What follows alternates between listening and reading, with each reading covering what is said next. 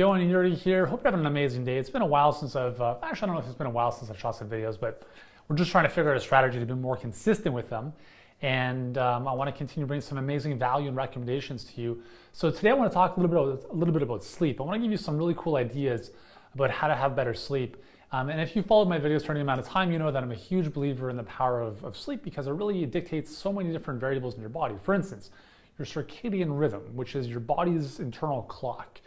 It basically governs everything, right? Your hormones, whether or not you lose or gain weight, how you feel, your mood, all sorts of stuff.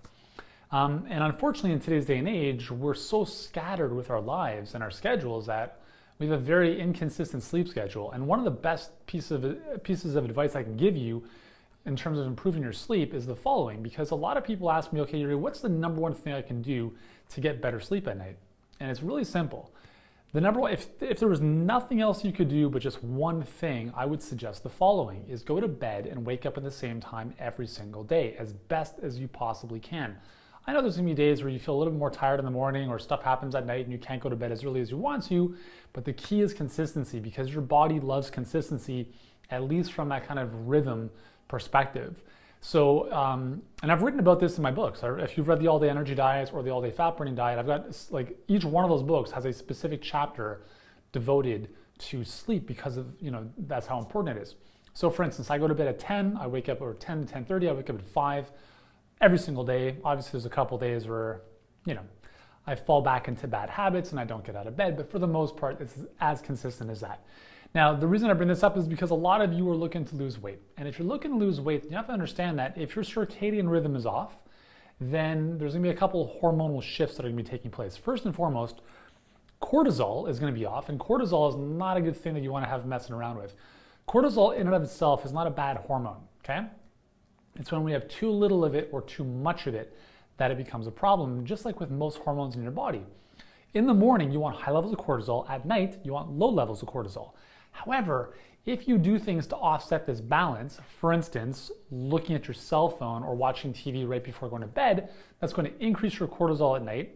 It's going to decrease melatonin, which is a hormone we need to fall asleep. And if you do that consistently, it's going to start to really offset your body's circadian rhythm. So if you sleep with a TV in your room, like my brother does, I don't even know how that's even possible, then you probably want to get rid of that. It's not a good habit to get into. We can also look at things like hunger hormones. So we know that if you are sleep deprived, your levels of ghrelin, which is the hormone that tells your brain I'm hungry, are going to be higher, and your levels of leptin, which tell your brain I'm full, are going to be lower. So if you have those two hormones saying those messages to your brain, you're essentially going to be eating more food. And there's been a number of studies. One of the studies I talk about in the All-Day Fat Burning Diet is the Quebec family study that showed over 5 years that those who had less than 5 hours of sleep or more than 9 hours of sleep, less than 7 hours of sleep or more than 9 hours of sleep, had a greater risk of becoming not only overweight but obese, partly because of what this does to your hormones. Anyways, so today I wanted to also mention that, so I think those are a couple things. The other thing I wanted to bring to your attention is a really cool book, this one here called Sleep Smarter. It's, so I had Sean Stevenson is the author. You may have heard of him from the Model Health Show. And a mutual friend of ours connected the two of us the other week, and we got onto Skype video and just kind of instantly had this connection because everything we were talking about was so in line. And I was like, why did you write a book on sleep? And he's like, listen, like I struggled with terrible sleep for a long period of time, and it really, really affected his health for quite some time. And he realized, because he actually owned a clinical practice working with thousands of people over the last couple of decades, he realized that sleep was a really, really big kind of stumbling block for a lot of people. Like everyone would be eating well and exercising properly, but still there was something holding them back from the health goals that they're trying to achieve. And what he was able to find is that a lot of times it was because of disrupted sleep. So anyways, this book, a really, really good book. It's going to walk you through 21 essential steps to sleeping a lot more effectively.